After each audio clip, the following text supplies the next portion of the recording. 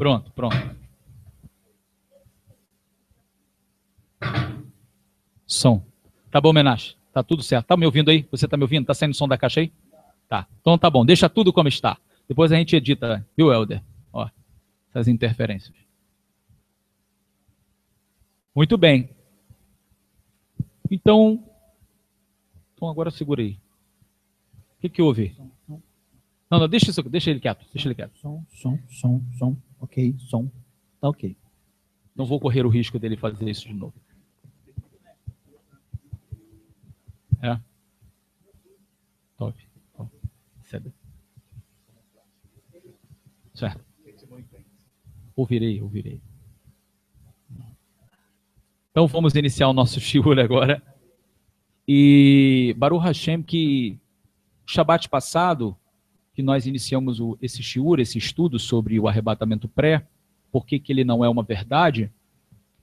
E, para minha surpresa, tivemos vários compartilhamentos, várias pessoas curtindo, várias pessoas comentando. E, obviamente, que eu esperava críticas também, né? Porque, obviamente, os que defendem o arrebatamento pré, mesmo sem fundamento, vão pular, né? Mediante a todas as referências que nós demos. Então, vai pular e vai bater, né? Mas é uma oportunidade da gente discutir, da gente falar. Obviamente que não é uma coisa nova, não é uma coisa da nossa cabeça, visto que tem outras denominações, até cristãs, que têm a mesma interpretação, que tem a interpretação contrária de arrebatamento pré. Tem uns que acreditam que vai ser no meio da tribulação, outros que acreditam que será no final. Mas o objetivo do nosso shiur é mostrar que essa teoria ela é totalmente desconexa com aquilo que Yeshua ensinou, os seus talmidim ensinaram, e que os apóstolos e os profetas e os reis de Israel acreditavam, os profetas ensinaram, e o que a Torá diz. Então, assim, obviamente que para uma nova religião, se assim desejarem dizer, ela vai falar o que ela quiser. Aí é nova religião. Agora, se quiser linkar, que é uma continuação do que a lei, os profetas disseram, então, vai ter que mudar de discurso. Vai ter que mudar de discurso, porque não é o que realmente está escrito. E nós vamos às referências. Nós paramos na semana passada o nível Peshat e o erro teológico de Lindsey. Raul Lindsey, um teólogo que vai defender essa ideia, inclusive ele defende, mas sem mostrar prova. E a gama de pessoas que vão atrás da teoria dele é gigantesca. Embora ele mesmo afirma que não tem prova o suficiente para mostrar e provar que a chamada igreja vai ser arrebatada antes da tribulação. Então, assim, mas tem uma multidão que segue esse conceito e a teologia dispensacionalista e o arrebatamento pré, mesmo não tendo referências o suficiente para manter a sua fé, né? Como eu encontrei um amigo lá fora, que é pastor, e ele disse, depois de eu explicar, depois de eu gastar o português, um pouquinho do hebraico e falar, ele disse, mas eu vou continuar esperando. Fazer o quê? Depois de eu falar, ele no final ele disse para mim, não, mas eu vou continuar esperando. Então, continue. Ora, o que eu posso fazer? Eu não posso mudar a mente de ninguém, né? Eu estou apenas expondo o que as Escrituras mostram, o que está nas Escrituras, na Torá, na lei de Deus, nos profetas, nos escritos, e na própria Brit Hadashah, o conhecido Novo Testamento. Então, quando nós falamos nível Peshat, é o nível simples, literal, da literatura. Então, vejam, Raul Lindsey, que é esse teólogo, um dos maiores apologistas do arrebatamento pré-tribulacionista, alega, a verdade é que nenhum pós-tribulacionista, mid-tribulacionista ou pré-tribulacionista, todos entenderam isso, né? Pós é o que acredita que vai ser arrebatado no final. Mid é o que acredita que vai ser arrebatado no meio, e o pré é o que acredita que vai ser arrebatado antes. Nenhum deles pode indicar um versículo isolado que claramente diz que o arrebatamento ocorrerá antes, no meio ou depois da tribulação. Aí está aqui no livro dele, Arrebatamento por Raul Lindsey, página 32. Concordamos com Lindsey que nenhum versículo sequer indica que o arrebatamento ocorreria antes da tribulação. Isso aí é verdade, não tem nenhum. Contudo, Lindsay está claramente enganado quando diz que nenhuma visão pode apresentar um versículo sequer. Este artigo já demonstrou claramente que as escrituras ensinam um ratifá, já falamos que esse termo hebraico ratifá é para arrebatamento, pós-tribulacionista, é coerente com o que está escrito, que é justamente o que cremos. Bom, os seguintes versículos isolados indicam claramente que o arrebatamento ocorrerá após a tribulação. Então vamos lá. Atos capítulo 2, do verso 34 em diante, e Atos 32 vai citar o Salmo 110. Veja também Hebreus 1, verso 13, e Mateus 22, verso 44, e Marcos 12, 36. Vamos lá, quem me ajuda nas referências? Atos 2, do 34 ao 35.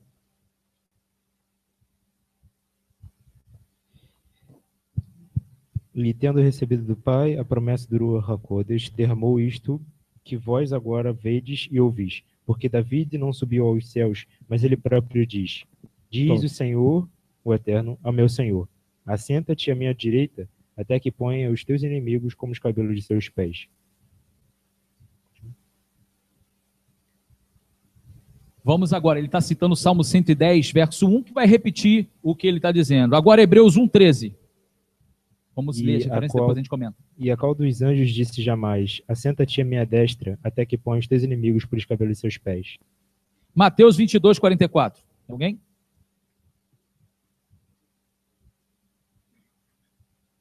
Mateus 22, 44. Como é então que Davi em espírito lhe chama Eterno, dizendo: Disse o Eterno ao meu Senhor: Assenta-te à minha direita, até que eu ponha os teus inimigos por os cabelos de seus pés. Marcos 12, 36.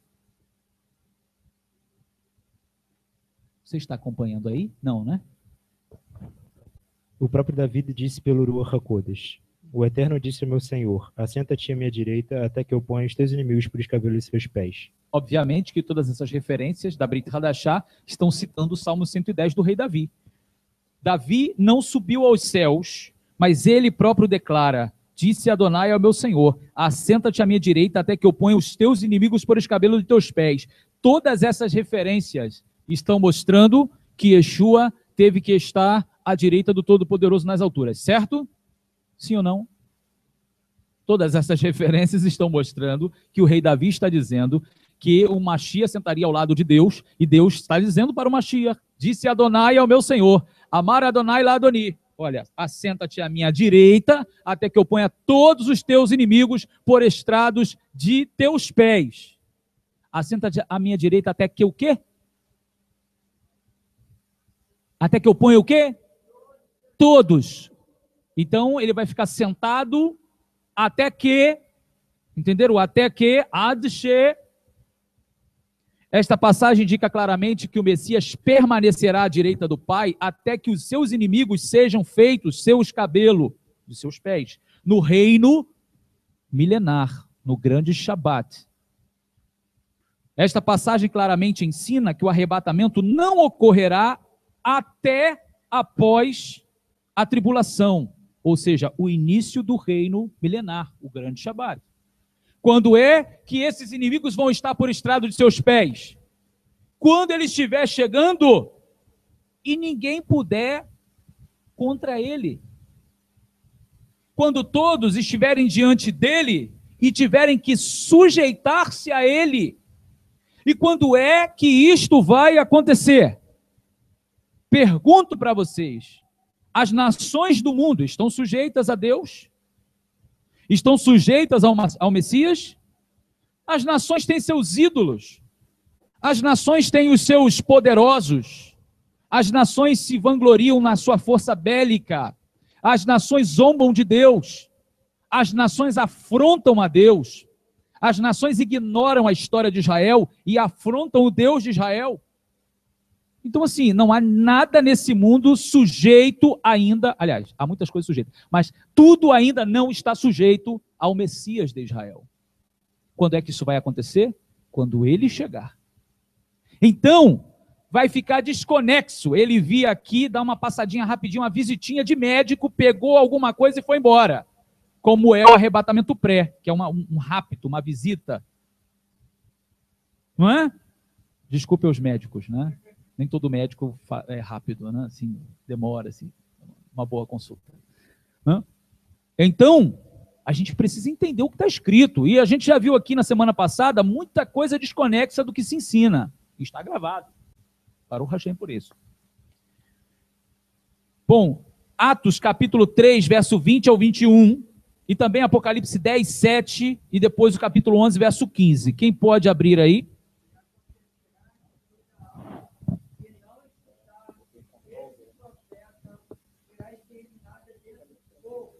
Você está lendo aonde? 20? Então passa o microfone para ele. 20, 21. Vai ler de novo. Atos 3. Verso 20 até o 21. E enviei ele, correto? Vai. A Jesus Cristo. Não. É Atos 3, 20? 20. João Ferreira de Almeida. Ah, é? É. Você estava lendo o que naquela hora? O 21? Li outro livro, outra palavra do versículo. Tá, então e enviei ele a Jesus Cristo, que já dantes que vos foi pregado, o qual convém que o céu contenha até aos tempos da restauração de tudo, dos quais Deus falou pela boca de todos os seus santos profetas, desde o princípio. 3, 20, Atos 3, do verso 20 ao 21. Isso é mesmo, João Ferreira de Almeida. Tá, ok, continua. Terminou? 20, 21. Terminou, desde um princípio. 20, 21. E enviei ele a Jesus Cristo, que já dantes foi pregado, os qual convém que o céu contenha até os tempos da restauração de tudo, dos quais Deus falou pela boca de todos os seus santos, profeta, desde o princípio. Ok, muito bom. Agora Apocalipse 10, 7. Passa o microfone para esse rapaz. Não, ok, obrigado. Apocalipse 10, 7. Mas nos dias da voz do sétimo anjo, quando tocar a sua trombeta, se cumprirá o segredo de Deus, como anunciou aos profetas seus servos. Agora 11, 15. E houve no céu grandes vozes que diziam: os reinos do mundo vieram a ser... O sétimo anjo tocou a sua Capítulo trombeta, 11, verso 15. e o sétimo anjo tocou na sua trombeta, e houve no céu grandes vozes que diziam: os reinos do mundo vieram a ser de nosso Senhor e do Mashiach, e ele reinará para todo sempre. Muito bem. Então nós vimos Atos falando que o céu deve contê-lo até o tempo determinado da restauração de todos. Nós estamos vendo Apocalipse 10, 7, que quando o sétimo anjo tocar a sua trombeta, se cumprirá o segredo de Deus que foi anunciado aos seus santos profetas. E o capítulo 11 já está falando do toque da sétima trombeta e o que está acontecendo na sétima trombeta, que é a última, que Paulo, Rav Shaul, vai falar lá em 1 Coríntios, capítulo 15, versos 51 e 52. Então, assim, os eventos são os mesmos. Se eu disser que isso aqui não tem harmonia nenhuma, então eu estou ficando, tá difícil. Então a gente está falando dois idiomas. Porque Apocalipse 10, 7 está dizendo, falando que nos dias da voz do sétimo anjo, quando tocar a sua trombeta, se cumprirá o segredo de Deus. Aí chega no capítulo 11, ele vai falar o toque. Então o sétimo anjo tocou a sua trombeta e houve grandes vozes no céu. Os reinos do céu, os reinos do mundo vieram a ser do nosso Deus e do seu Messias. E ele reinará para todo sempre. Aí, em harmonia com Atos, quando está sendo, se não me engano, é Kefa que está dizendo, capítulo 3, verso 20, ele está dizendo assim: importa que os céus contenham a Yeshua até a restauração de todas as coisas. Assim, então, Yeshua tem que estar no céu até a restauração de tudo. E agora a trombeta vai tocar, quando o sétimo anjo tocar, se cumpre o segredo. Quando ele toca, os reinos do mundo passam a ser do eterno e do seu Messias. Não estou vendo aqui ele ter que vir aqui antes para pegar ninguém. Ok, está aqui a referência repetindo. E ele envia o Mashiach, que já dantes foi indicado. Yeshua, ao qual convém que o céu receba até os tempos da restauração de todas as coisas, das quais Elohim falou pela boca dos seus santos profetas desde o princípio. Agora, segunda carta aos Tessalonicenses 2, do 1 ao 4. Aqui, ó. Ele vai abrir aqui. Pronto, sem ninguém abrir, não. Aqui, ó. Aqui, vai lá. Vai, meu filho. Segunda Tessalonicenses 2, do 1 ao 4. Ora, irmãos, rogamo-vos pela vinda de nosso Senhor Yeshua HaMashiach e pela nossa reunião com ele, que não vos movais facilmente do vosso entendimento. Que não vos movais facilmente do vosso entendimento. Rogamo-vos, irmãos, pela vinda de Yeshua HaMashiach, que não vos movais do vosso pensamento tão facilmente.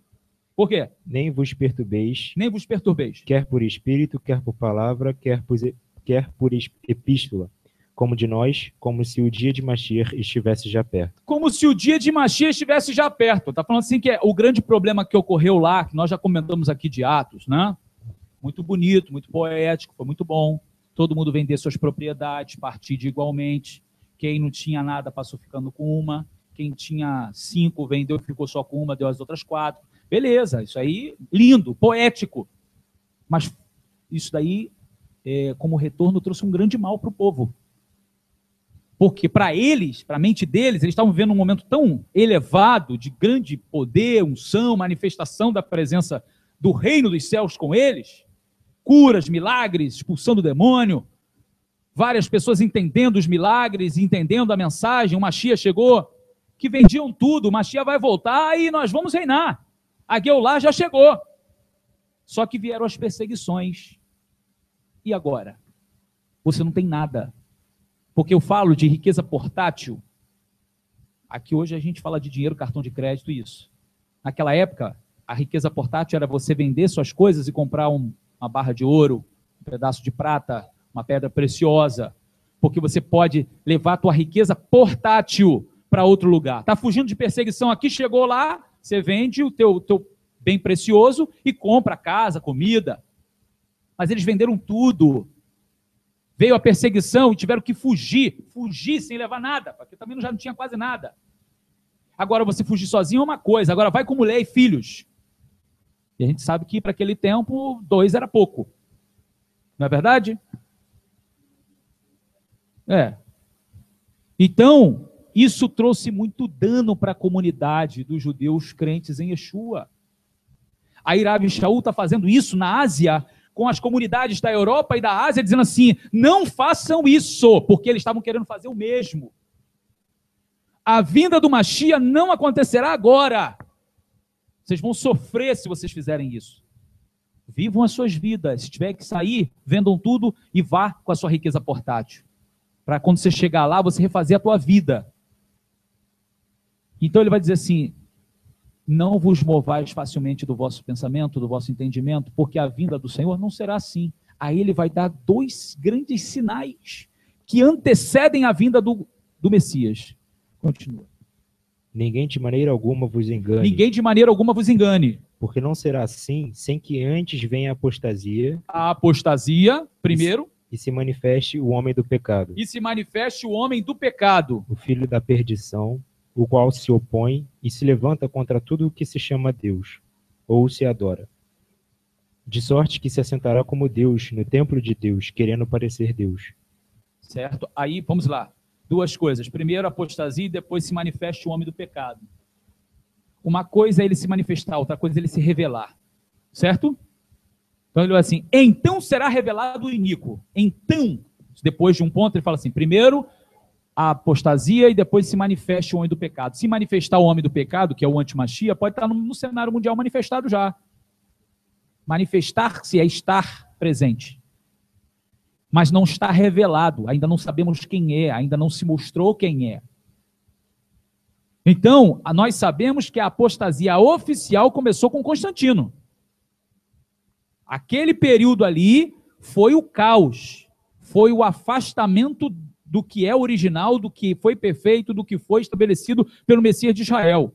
Ali se apostataram realmente da fé, se apostataram da Torá, das leis de Deus e do Messias de Israel, embora levantaram o nome, né, tudo em nome do Messias e da Bíblia, enfim, com as suas ideologias. Mas ali foi o primeiro marco da apostasia. E o antimachia? Talvez esteja no cenário mundial, não sabemos. Então ele está dizendo que a vinda do Senhor, quando ele chegar, vai estar essas duas coisas acontecendo no cenário. A apostasia e a presença do antimachia.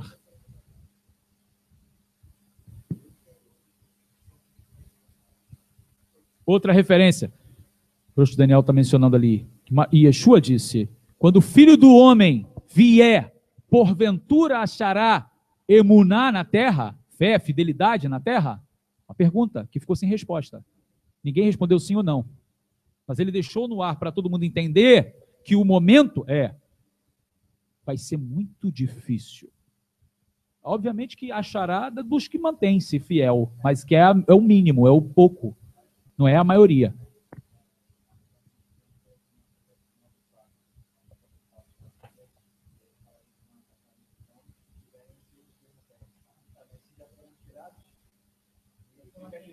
É verdade. Ele está lembrando aqui que a praga dos gafanhotos, no sentido espiritual, em Apocalipse 9:4, vai falar que quando for dada a ordem para eles ferirem os homens, será proibido ferir aqueles que têm o selo de Deus. Ele está perguntando. Então, quem é que tem o selo de Deus se já foi todo mundo tirado da terra? Não teria que mencionar isso, certo? Então, se só tem na terra gente que ficou aí, porque ficou para trás, que estava errado, então quem é que vai ter selo do Todo-Poderoso na testa? Então, vamos continuar. Esta passagem claramente ensina que o arrebatamento não pode ocorrer antes da revelação do antimessias, o que só ocorrerá após o período da tribulação de 7 anos. No caso, né? O antimachias no meio ali. Mateus 24:15, Marcos 13:14 e Daniel 9:27.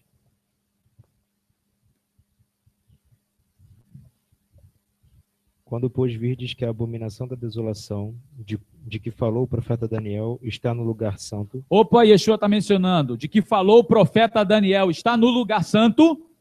Quem lê? Quem lê, entenda. Então, os que estiverem na Judéia, fujam para os montes, e quem estiver sobre o telhado, não desça a tirar alguma coisa da sua casa. E quem estiver no campo, não volte atrás a buscar os seus vestidos. Quem abriu Marcos 13:14?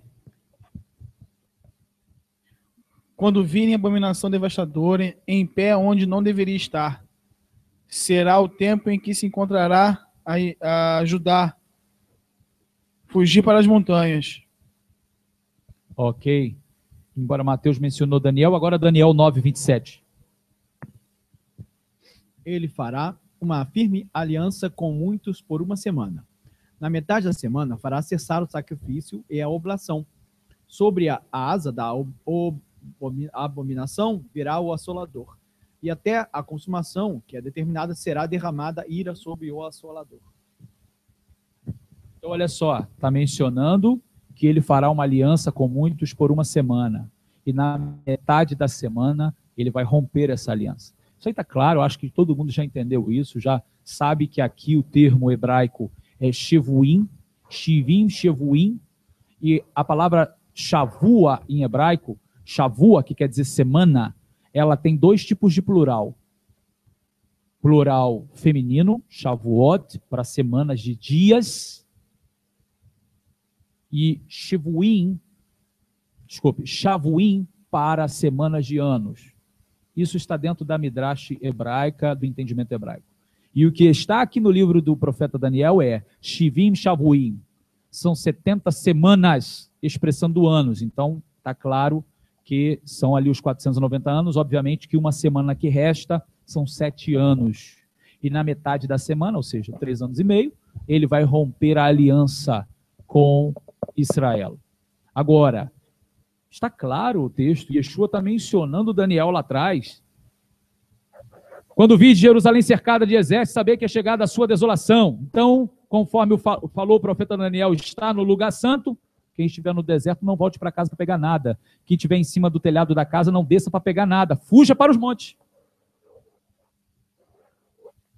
Bom, textos que são geralmente incompreendidos e mal interpretados. Sem poder encontrar suporte para a sua teoria de um arrebatamento pré-tribulacionista no literal de qualquer passagem das Escrituras, os pré-tribulacionistas tentam usar interpretações ou alegorias, tal como Lindsay admite em seu livro. O arrebatamento, ao dizer o pré-tribulacionismo, é amplamente baseado em argumentos de inferência e silêncio. Isso ele fala na página 31. Estou mencionando ele porque ele é um dos mais renomados no meio, dentro dessa teologia, e muita gente usa os seus textos, suas dissertações, para trazer os seus estudos. Então, ele mesmo está dizendo isso. Que é necessário você utilizar... É igual você falar da Trindade, né? Nunca ninguém explica nada. É porque o copo com água vem com essas coisas. O ovo também? E eu nunca tinha ouvido do ovo, não. Eu ouvi do ovo. Olha aí. Então, assim, para explicar a Trindade, pega uma porção de coisa, é ovo, é água, copo, mas não consegue explicar nada. Aí chega um momento que não pode explicar nada e fala assim, não, você tem que crer pela fé. Pela fé, isso é resposta de quem não tem resposta para dar. Você tem que acreditar pela fé. Traz um ensinamento sólido de que essa é uma teoria ou um ensinamento bíblico que Deus falou lá atrás, que Moisés ensinou, que os profetas ensinaram, que Yeshua não vai ensinar uma coisa contrária ao que o Eterno ensinou, e nem Yeshua mencionou nada disso. Agora querem trazerem suposições ou interpretar. Olha aqui, olha, né? Desceu lá nas águas, a pombinha desceu, Deus falou a Trindade. Então, tem a manifestação, o Eterno está ali, o Messias está ali, o Espírito de Deus está ali, mas quem está dizendo que são 3 deuses ou 3 pessoas em uma só? Não tem nada escrito ali disso. Eu tenho a presença do Criador, do Deus do Universo, eu tenho a presença do Ruach HaKodesh, eu tenho a presença do Messias. Por quê? Por que será? Porque a Trindade? Não, o Messias tem que ser ungido. Ungido com quem? O Ruach HaKodesh. E quem é que vai ungir ele? Quem é maior que ele? Quem é maior que ele? O Criador. Então quem tem que estar presente? O Criador, a unção e o Messias. Ora, muito claro isso, não? Agora não, isso está claro que existe uma tríade, né? Subentende-se.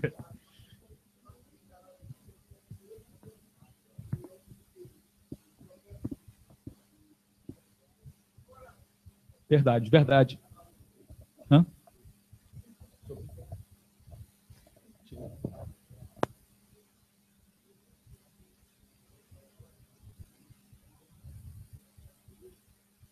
Vamos aqui ao verso só para finalizar e voltar para cá. Apocalipse 12, 11. E eles o venceram pelo sangue do Cordeiro e pela palavra do seu testemunho, e não amaram as suas vidas até a morte. Tudo bem. Até o quê? A gente não vou nem abordar isso aqui agora, deixa para depois, mas é provável que eu esqueça, né? Que essa ideia de que a noiva não pode passar pelos momentos de tribulação, porque é a noiva do Cordeiro. Que coisa egoísta isso. Porque eu acabei de falar na mesa lá, né? O Menashe até deu que a noiva é só o Ocidente, é só as Américas e parte oriental, a parte ocidental da Europa. Porque o Oriente tem gente perdendo a cabeça, sendo queimado vivo, afogado. E lá não tem noiva? Só tem aqui. Não, porque a noiva não pode. Ué, e o pessoal que está lá, que crê também no Messias de Israel, que está fazendo de tudo para vencer, não nega a sua fé. Não são noiva. Ah, então eles lá podem passar isso e aqui não pode. Aqui não pode. No Ocidente não pode. Todo mundo acostumado com ar-condicionado, com, né, cafezinho, né, liberdade religiosa. E o pessoal lá do Oriente que respira a morte porque tem o nome de Yeshua, ou Yeshua, ou Jesus, ou como seja. Não, eles não são noiva, porque se a noiva não pode sofrer nada, tem alguma coisa errada aí, não tem não?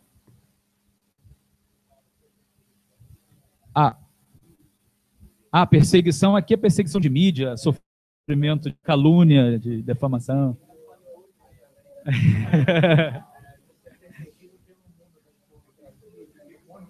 Uma perseguição mais moral.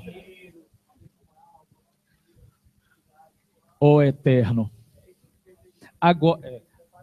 Agora, conceber a ideia de que isso é assustador. Isso é assustador. Eu falo aqui, obviamente que a gente tem pessoa aqui de vários lugares, mas eu falo aqui, para quem cresceu em São Gonçalo, lugarzinho bom, né? São Gonçalo, terrinha boa. E aí amanhã depois você se imaginar, chegar no centro de São Gonçalo e ver uma pessoa de muçulmanos se encurvando lá, 5 vezes ao dia, na rua, sempre uma coisa dessa. Polícia muçulmana, Sharia nas costas. Gente, minaretes, mesquitas em São Gonçalo. Você imagina um negócio desse? É o caos, o fim do mundo. Você pensar numa realidade dessa, acredite, isso pode acontecer. Não, mas nós não vamos estar mais aqui, não. Não. Se não tivesse, poxa, seria tão maravilhoso, gente. Olha, se Yeshua viesse agora, que maravilha. Seria maravilhosa essa ideia do arrebatamento pré, seria algo extraordinário se ele viesse agora e levasse todo mundo. Eu ia muito feliz. Não, todo mundo ia muito feliz. Agora, quem está se preparando para o que há de vir? Poucos são os que estão se preparando. Sabe por quê? Sabe por quê? Porque estão seduzidos por uma falsa doutrina que os já tem seduzido eles desde o século XIX, e Yeshua não chegou ainda, e Yeshua nunca voltou, marcaram várias datas, nunca voltou, e agora nós estamos às portas do templo ser erguido, estamos às portas de um líder mundial, como se chama? Movimento, a nova ordem mundial, tudo, o Estado Islâmico alcançando o mundo, e cadê? Judeus voltando em massa para Israel, e cadê? Eventos astronômicos desde 2014, um atrás do outro, sequencial. A parada do mar, vaca vermelha, que voltou a nascer para fazer expiação de purificação, que o tempo só pode voltar se tiver ela.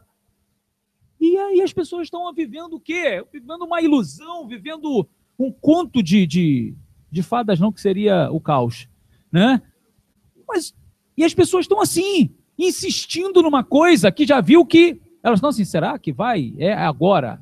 E agora nunca chega. Aí, para nós que falamos isso, eles dizem assim, esses são os que Pedro disse, que estão dizendo que a vinda do Senhor não virá, que acabou, Deus não vai fazer mais. Não é isso que eu estou dizendo. Que eu estou dizendo que Yeshua virá, o arrebatamento acontecerá, mas vai ser no final. Isso para quem estiver preparado, quem permanecer, quem chegar até o fim, quem não abandonar a sua fé, mas uma gama de pessoas que estão caminhando, esperando algo acontecer que não vai acontecer. E aonde estará a fé dessas pessoas? Quando elas começarem a ver os efeitos climáticos. O templo em Israel com seus sacrifícios diários. Um líder mundial. Uma suposta, né, nós pensamos no biochip, mas pode ser qualquer outra coisa, da marca da besta por aí. E aí? Aonde estão os teólogos das igrejas pentecostais, tradicionais, para explicar? Quantas pessoas não perderão a sua fé? Quantas pessoas não abandonarão o seu credo, aquilo que antes ela detinha como padrão para a sua vida, porque foram enganadas, iludidas por uma teoria? Muita gente, já está acontecendo com muita gente. Mas vamos continuar, temos mais referências. A ira vindoura, outro argumento. Vamos aos argumentos que eles usam. Os pré-tribulacionistas tentam argumentar que a chamada igreja não passará pela tribulação, o que eles dizem dar indícios de um arrebatamento pré-tribulacionista. Os pré-tribulacionistas argumentam que a tribulação é a ira de Adonai, o que a chamada igreja não sofrerá a ira de Adonai. Aí as referências. Romanos 5:9. Logo, muito mais agora, sendo justificados pelo seu sangue, seremos por ele salvos da ira. Salvos da ira. Eles dizem que isso aí é a grande tribulação. Então, se nós vamos ser salvos da ira, não estaremos na tribulação.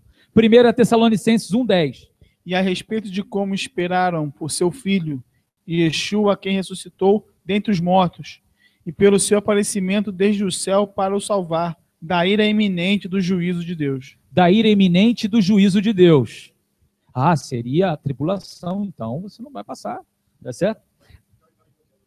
É justamente. Quem é que traz a ira de Adonai? É o Messias. É o grande dia de Adonai.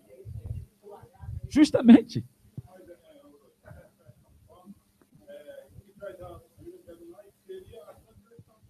Não, sim. Assim, a ira de Adonai virá, mas alguém vai trazer. Quem vai manifestar essa ira será o Mashiach, que ele vem para...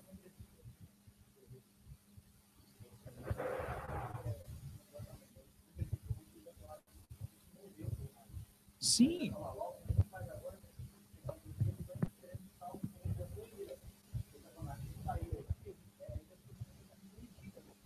Não, sim, eu entendo que a ira vem por causa da transgressão. A ira virá para o mundo sobre aqueles que transgridem. Mas para nós que estamos aliançados com Mashiach, estamos aliançados para ser livres da ira. Mas o problema aqui a gente sabe que a ira vem por causa da transgressão e sobre os transgressores. Mas quem é que traz a ira? Quem estabelece a ira? Quem executa a ira? O que está escrito no Sefer Galut? Yohanan vê um homem sentado com uma foice na mão e alguém diz assim para ele, ceifa a vindima porque já está madura, e ele lança a foice na terra e há uma grande destruição. Que é o Mashiach que pisa o lagar da ira do Todo-Poderoso. Ele traz a ira sobre o mundo, mas o mesmo que trouxe Geulá é o mesmo que trará o juízo sobre o mundo. Mas quem está aliançado com ele está salvo da ira. Mas que ira é essa? Aí é que é onde chegamos ao ponto. Eles estão falando que essa ira, na qual as referências estão sendo lidas, é a tribulação. Então nós não poderíamos passar pela tribulação porque essa é a ira. Mas não é. A ira virá quando o Messias chegar. Ele trará. Continuando ainda, 1 Tessalonicenses, capítulo 5, do verso 9 ao 10. Porque Deus não nos destinou... Porque Deus não nos destinou para a ira. Mas para a aquisição da salvação por nosso Senhor Yeshua HaMashiach, que morreu por nós, para que quer vigiemos, quer durmamos, vivemos juntamente com ele. Quer vivamos, quer morramos, estejamos com ele. Agora, quer vivamos, quer morramos, passe o microfone para o nosso jovem.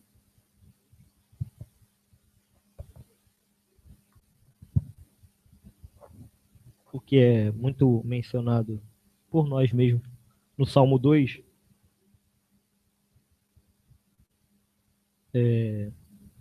os reis da terra estão posicionando-se, os líderes conspiram juntos contra Adonai e seu ungido, eles gritam, rompamos com seus grilhões, joguemos fora suas correntes, o que se assenta no céu ri, Adonai os olha com escárnio, pois em sua ira zombará deles, aterrorizando-os com sua fúria. Salmo 2. Já um reflexo do que ocorrerá no futuro. O dia da ira. Então, a gente precisa entender porque as pessoas colocam as suas interpretações, embasando a sua ideia, porém tira todo o contexto de tudo que está em volta, tudo que envolve aquele evento.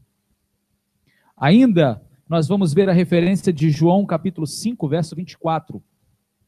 Sim, de fato eu lhes digo que quem ouvir o que eu digo e confiar naquele que me enviou tem vida eterna. Isto é, não será julgado, mas já passou pela morte, já passou da morte para a vida.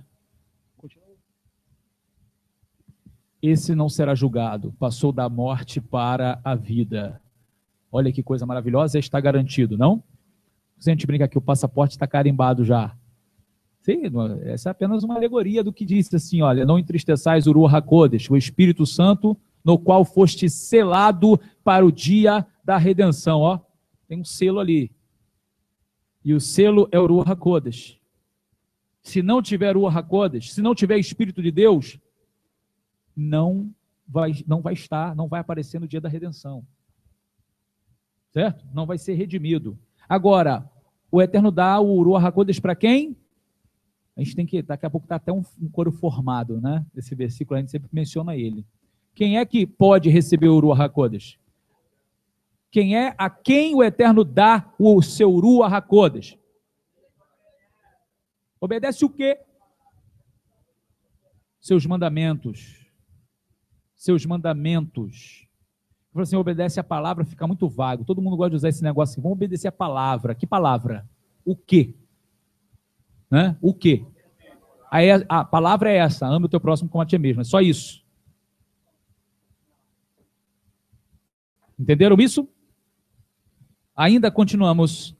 Ao usar este argumento, os pré-tribulacionistas ignoram o fato de que o antimessias, uma das maiores figuras da tribulação, é a ira do demônio. Apocalipse 12, 12. Pelo que alegrai-vos, ó céus, e vós que neles habitais. Ai, dos que habitam na terra e no mar, porque Satã desceu a vós e tem grande ira, sabendo que já tem pouco tempo.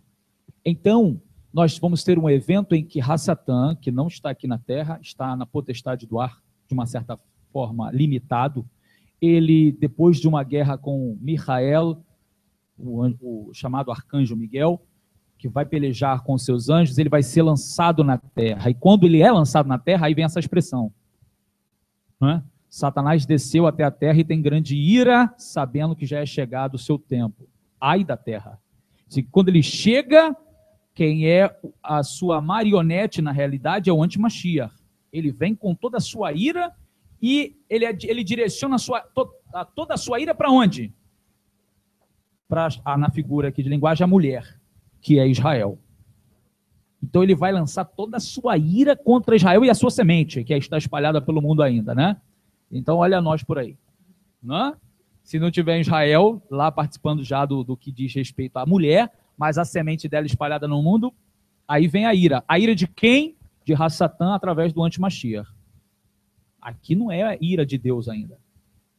É um evento dentro desse momento de Saragdolá, de tribulação, em que a ira do adversário será direcionada na tribulação. Capítulo 13, verso 2. Vi era semelhante ao leopardo, e os seus pés como os de urso, e a sua boca como a de leão. E o dragão deu-lhe o seu poder e o seu trono e grande poderio. Eles também ignoram o fato de que o Messias nos salvará desta ira ao destruir o anti-Mashiach em sua segunda vinda. Além disso, ignoram ainda o fato de que, pelo contexto, a ira da qual o Messias nos salva é através da justificação em seu sangue para que possamos ser salvos. Romanos 5, 9 já foi lido.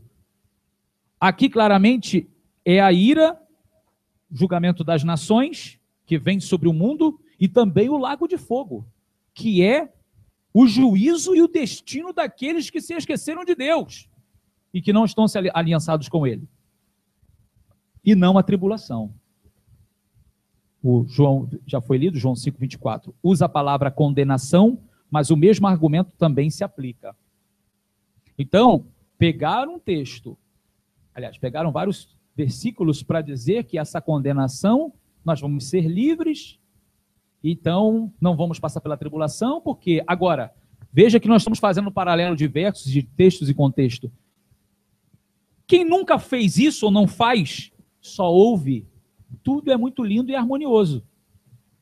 Todo argumento vai ser muito lindo e harmonioso e verdadeiro, porque a pessoa não parou para pegar os versos e ver quais são os seus contextos. E assim ela vai acreditando naquilo que é ensinado a ela. Só que esse é o grande problema. Nós estamos falando de centenas e milhares de pessoas que creem no mesmo argumento. Bom, a base de Lucas 21, 36 é um outro ponto. Este argumento foi usado primeiramente da inventora do arrebatamento prematuro, a jovem chamada Margaret. Vai lá, é 21, 36, o verso, só para saber aonde ela embasou a teoria dela. Vigiai, pois, em todo o tempo, orando para que sejais havidos por dignos de evitar todas estas coisas que hão de acontecer, e de estar em pé diante do Filho do Homem. Estais, pois... Vigiai. Sejais havidos por dignos de evitar todas estas coisas que hão de acontecer. Isso. Esse argumento foi usado primeiramente pela inventora do arrebatamento pré, uma menina de 15 anos que distorceu esse versículo em sua discussão com o teólogo John Darby. O versículo diz: em todo o tempo, orando para que possais escapar de todas estas coisas que hão de acontecer e estar em pé na presença do Filho do Homem. Mesmo que partíssemos do pressuposto de que todas estas coisas se referissem à tribulação, ainda assim teríamos erros. Primeiramente, se o pré-tribulacionismo fosse correto, não seria necessário orarmos para escaparmos destas coisas. Em segundo lugar, a passagem simplesmente diz escapar e não ser tirado da terra. E muito provavelmente refere-se à sobrevivência. Porém, na realidade, escapar de todas estas coisas é simplesmente escapar dos pecados que poderiam fazer alguém estar em apostasia na ocasião da segunda vinda. Como é que a gente pode escapar de tudo que vai acontecer? Mantendo a nossa fidelidade. Porque as coisas vêm e vêm sobre os desobedientes. Qual é o servo, pois, fiel e prudente que... Olha, ele está falando, quem é fiel e prudente vai estar atento. Quem não é, vai estar dormindo, vai se esquecer, vai passar do momento. E vai ser encontrado dormindo. Não será digno. Lucas 21, do 34 ao 36, fala claramente disto e não da tribulação. Nós já falamos aqui, nós já lemos a parte. A referência do Sefer Hitgalut, de Apocalipse 3:10, essa é a máxima. Os pré-tribulacionistas apontam Apocalipse 3:10, eu sei até de cor. Como guardaste a palavra da minha perseverança, também eu te guardarei da hora da tentação que há de vir sobre todo mundo para tentar os que habitam sobre a terra. Eis que venho sem demora. Esse é o outro verso. Guarda o que tens para que ninguém tome a tua coroa. Assim como guardaste a palavra da minha paciência, eu também te guardarei da hora da tentação. Guardar da hora da tentação é uma coisa. Retirar do meio da tentação é outra.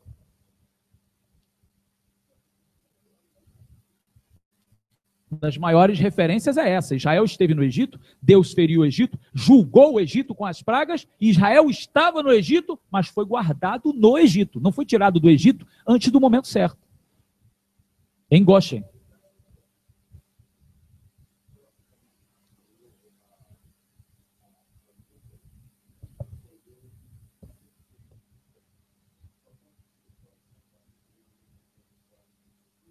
Ah, sim, ele até colocou aqui do 34 ao 36, mas eu mandei passar, mas diga. Não, mas pode falar.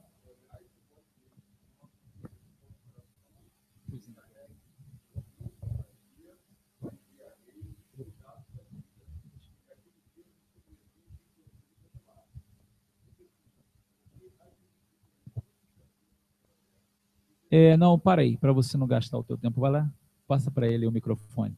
Você vai ler tudo de novo, para sair aqui na gravação.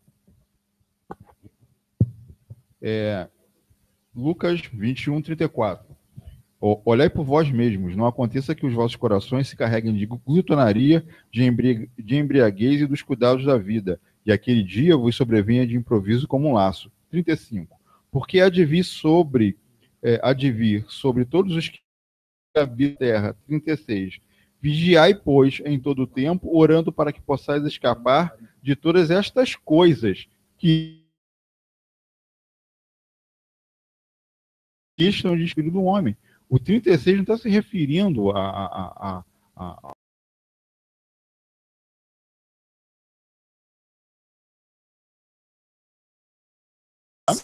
nessa postura. Só que é o que eu estou falando. As pessoas que ensinam, elas vão, com o ensino, acabar manipulando o pensamento. Porque a maneira como se aplica o que está escrito vai fazer a diferença para quem está ouvindo. Sim.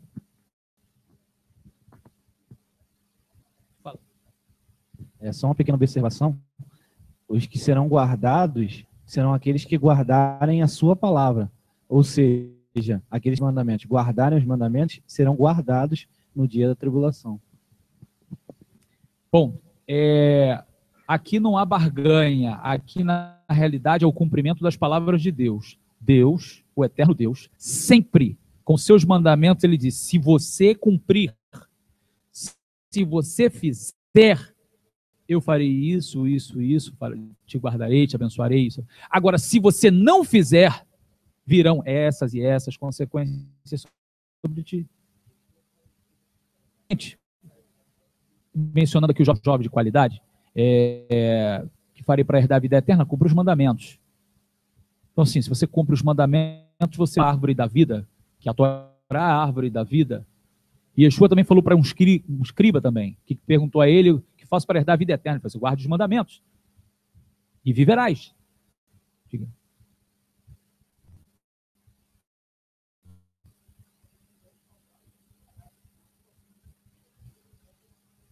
Perfeito.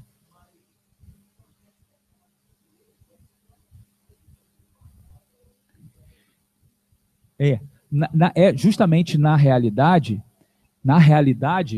o escapar está mais para o lado espiritual do que o físico. Porque, assim, é necessário haver mártires. É necessário haver testemunhas que deem o seu sangue.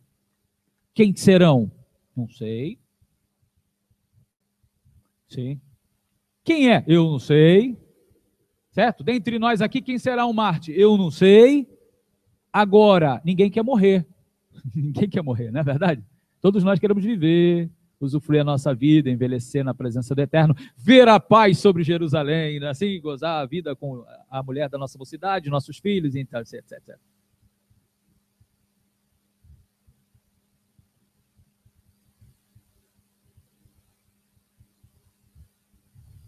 Ah, tá. Isso aqui é a palavra erudita, né? Você vai matar aqueles que já estão mortos. Entenderam? Eu fiquei meio assim ainda para entender. O pensamento ficou meio lento. Né? Mas todos nós estamos mortos no Mashiach, sim ou não? Ih, ó, ninguém entendeu. Nós estamos mortos no Mashiach, sim ou não? Ou tem alguém vivo ainda? Hã? Tem gente que não está entendendo. Todos nós morremos com o Mashiach, sim ou não? Para que possamos ressuscitar com ele, sim? Então eles vão matar aqueles que já estão mortos, certo? Eles vão querer, na realidade, destruir a nossa vida, né? A vida do porvir. Mas, continuando, contudo a palavra ver da terra. Muito pelo contrário, a própria escolha desta palavra indica uma sobrevivência auxiliada ou garantida pelo Eterno. Agora, Ruach HaKodesh removido, esse é um outro argumento muito usado também, de que quando a chamada igreja for tirada da terra, o Espírito de Deus vai ser tirado também. Né? Vocês já ouviram isso? Tá, né? Então vamos ver os argumentos. Shael está perdido, coitado. É isso dentro do contexto dos pré. Bom, este argumento também foi usado pela menina de 15 anos que inventou o arrebatamento prematuro. Olha só, eu já partia desse princípio, já. A gente não precisava nem discutir tanta coisa, não? Mas é porque toda uma doutrina teológica foi criada em cima desse argumento. Só para início de conversa, do jeito que surgiu, já estaria já tudo ruim. Porque uma menina de 15 anos teve um sonho e toda uma doutrina teológica foi embasada em cima do sonho dela. Em cima da interpretação dela. Já partiríamos do princípio do seguinte, que antes do século XIX, nenhum teólogo, nenhum outro mencionou tal coisa. E aí foi aquele retrocesso que eu falei. Volta um pouquinho, não tinha. Século X, não tinha. Século IV, não tinha. Época de Yeshua, isso não era o pensamento deles. Não era o pensamento dos apóstolos, dos talmidins, dos shelerim. Isso é um pensamento do século XIX. 1820, 1830. Ontem, né? Está pertinho. Bom, vamos lá. Então ela vai dizer que quando a chamada igreja for tirada da terra, o Ruach HaKodesh também vai. Né? Este argumento insere ideias no texto, ao invés de extraí-las do texto. Neste caso, os pré-tribulacionistas supõem que até que do meio seja tirado, em Tessalonicenses 2,7, é o Ruach HaKodesh. Ora, isto é uma posição em todos os aspectos. Por esta leitura, o antimessias seria revelado. Segundo Tessalonicenses 2,8. E a tribulação começaria após a chamada igreja, com o Ruach HaKodesh dentro dela, ser removida em um arrebatamento pré-tribulacionista. A inventora do arrebatamento prévio propôs essa ideia após ter uma suposta visão na qual ela recebeu uma revelação, exatamente como acontece em todas as grandes seitas, de que então será revelado esse iníquo. Após uma cama, um será tomado e o outro será deixado, de Lucas 17, 34 e Mateus 24, do 40 ao 41. E, por favor, vamos entender o texto. Primeiro, vamos à leitura, mas eu quero perguntar, todos estão entendendo? Tem alguém que não está entendendo? Por favor, fale. Ok? Muito bem. Então veja, só para que a gente linke o pensamento, ela está supondo, essa menina, de que até que do meio seja tirado, e então será revelado o iníquo. Quem vai ser tirado? A igreja, chamada igreja, com o Ruach HaKodesh dentro dela. No momento que ela é tirada, então o antimachias aparece. Certo? Ou seja, aí começa a tribulação. Aí ela vai ligar isso com Mateus 24 e Lucas 17, aonde vai falar assim, naquele dia duas estarão no moinho, você vai ler melhor ali, uma será tomada, outra será deixada. Uma será tomada por quê? As duas estão moendo o trigo lá e uma foi arrebatada, tomada, e a outra será deixada. Dois estarão numa cama, um será tomado e o outro será deixado. Não é assim? Não é esse o pensamento? Dois estarão no campo trabalhando, um será tomado e o outro será deixado. Só que ela torceu o texto, porque o contexto não é esse. É totalmente ao contrário. Quem é levado é o juízo que leva. Quem é deixado pela misericórdia. É o contrário. Então vamos ver o texto. Lucas 17, 34. Digo-vos que, naquela noite, estarão dois numa cama. Um será tomado e o outro deixado. Duas estarão juntas, moendo. Uma será tomada e a outra será deixada. Dois estarão no campo. Um será tomado e o outro será deixado. Respondendo... Vê o versículo anterior. Okay. Qualquer que procurar salvar a sua vida, perdê-la-á. 32. Lembrai-vos da mulher de Ló. 31. Naquele dia, quem estiver no telhado, tendo as suas alfaias, assim será no dia em que o Filho do Homem se há de manifestar.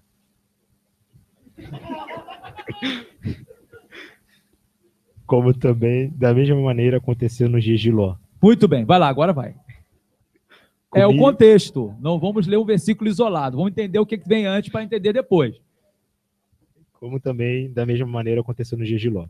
Comiam, bebiam, compravam, vendiam, plantavam e edificavam. Mas no dia em que Ló saiu de Sodoma, choveu do céu fogo e enxofre e os consumiu a todos. Assim será no dia em que o Filho do Homem se há de manifestar.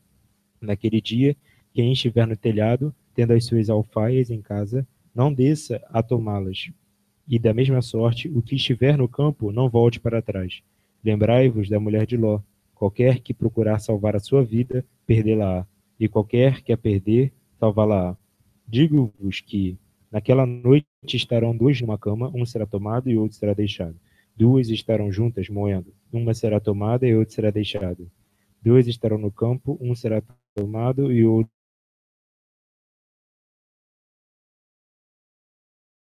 será deixado. E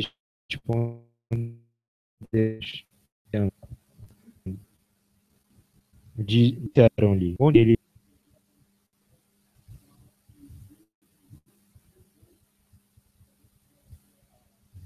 É Almeida, né? Esse é o verso? Era onde eu queria chegar, mas paramos no 29 para não ficar voltando.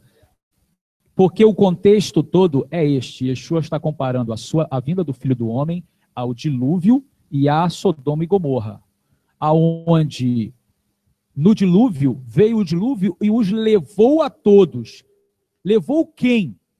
Quem comia, bebia, casava e dava-se em casamento, até que veio o dilúvio e levou a todos.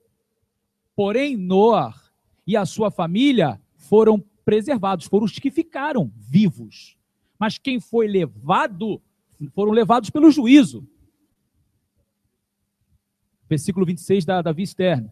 Então, assim, essa interpretação de que quem está lá vai ser levado, está sendo levado para o céu, é uma interpretação forçada de uma opinião de uma pessoa.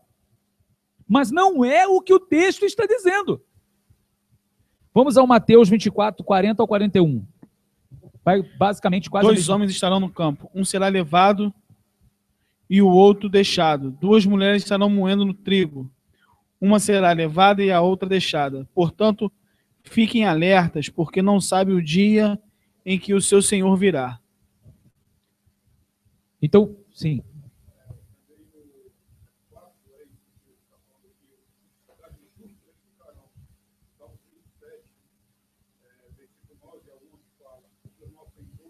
Não, para. Dá o microfone para ele. Repete a referência. No Salmo 37, versículo do 9 ao 11, está escrito: porque os malfeitores serão exterminados, mas aqueles que esperam no Senhor herdarão a terra. Pois ainda um pouco é o ímpio não tirar, atentarás para o seu lugar e ali não estará, mas os mansos herdarão a terra e se deleitarão na abundância de paz. Sim, essa é a promessa para o final também, de quem vai herdar, de quem permanece e quem herda. Não, sim, esse que você falou aí é o final. É o juízo. É o juízo. Quem vai ser tirado, ou seja, mas a gente está quebrando o argumento de quem diz que quem vai ser levado está sendo levado para o céu. Tá certo? Na realidade, quem vai ser levado é na hora do juízo, tal como aqueles da época de Noé que foram levados pelas águas do dilúvio. O dilúvio, como juízo, levou os ímpios. Quem permaneceu foram os justos. Dentro ainda, nós temos o Salmo, o Salmo 1, não é? Que vai dizer assim, que os ímpios não permanecerão na congregação dos justos, não é assim? Porque o Eterno conhece o caminho dos justos, mas o caminho do ímpio perecerá, não é assim? Não, vamos avançar. Bom, continuando. A inventora do arrebatamento prévio ensinava que um arrebatamento parcial ocorreria com quem estivesse cheio do Espírito Santo. Ela falsamente identificou o tomado de Lucas 17 e Mateus 24 como o tomado de 2 Tessalonicenses 2,7, que a gente falou aqui.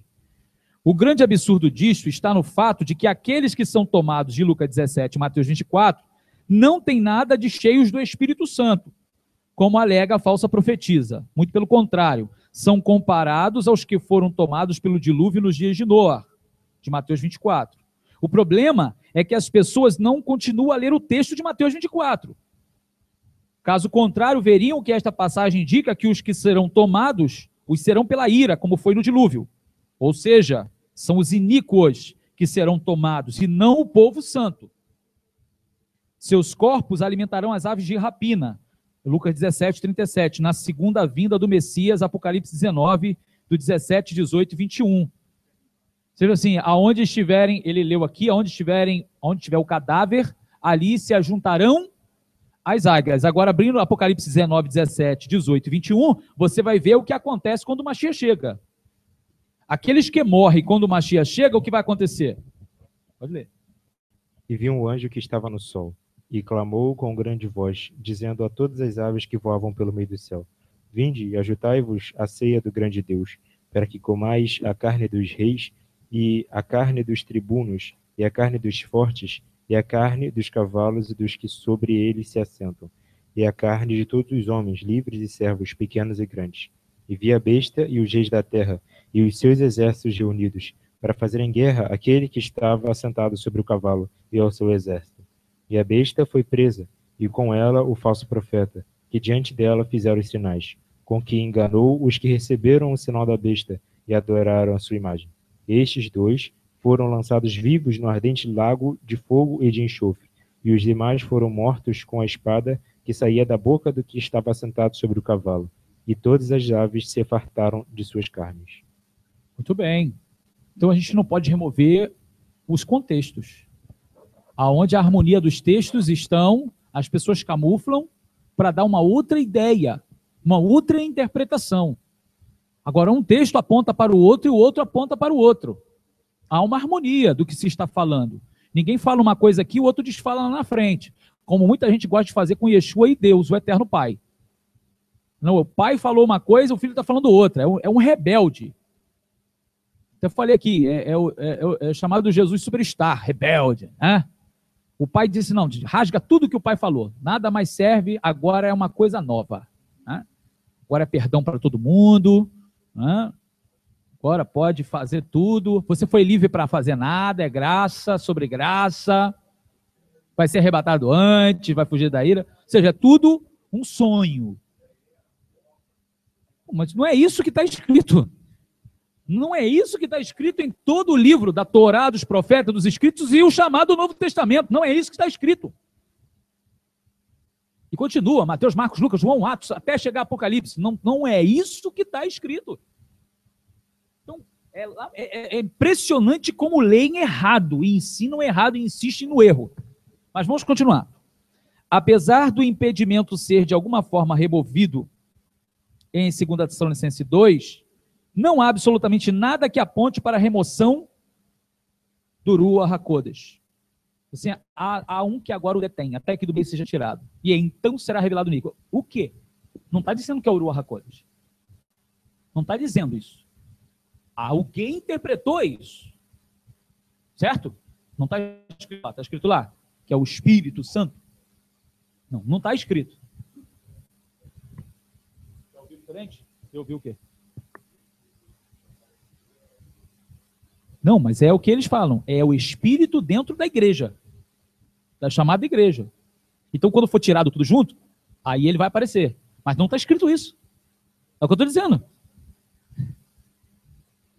Referência do Sefer Hitgalut, Apocalipse 4:1. Apocalipse 4:1. Depois dessas coisas, eu olhei, e eis que estava uma porta aberta no céu. Escutem.